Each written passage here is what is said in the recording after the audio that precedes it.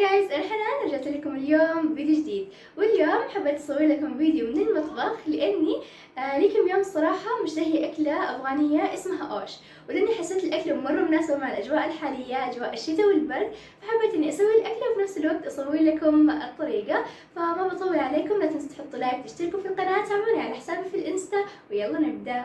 أكلة الأوش عبارة عن شوربة أفغانية بالنودلز، والمكونات هي لوبيا، حمص، بطاطس، بصل وثوم، ماش، معجون طماطم وطماطم، حبة ماجي، والبهارات نص ملعقة صغيرة فلفل أحمر، فلفل أسود، ملح وكمون. بالنسبة للنودلز إذا ما في عندكم ممكن أنكم تحطون سباجيتي، ولأن الجود بالموجود أنا عندي سباجيتي فحستخدمه.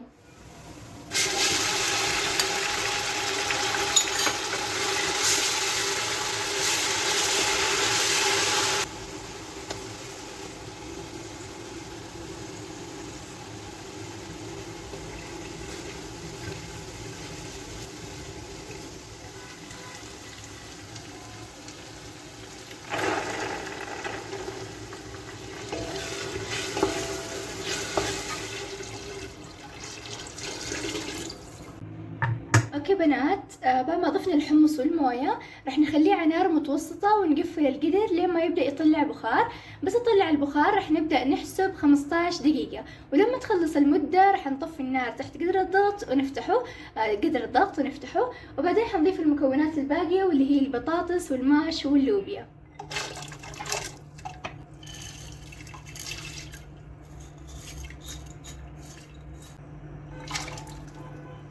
اوكي بنات، رجعت شغلت النار تحته نار متوسطة، وبعد ما ضفنا باقي المكونات راح نقفل القدر ونخليه 10 دقايق.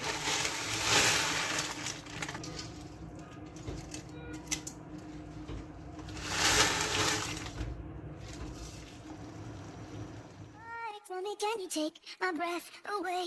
Cruising down a heart-shaped highway, got you swerving lane to lane. Don't hit the brakes, 'cause I'm feeling so safe. I'll be your baby on the side.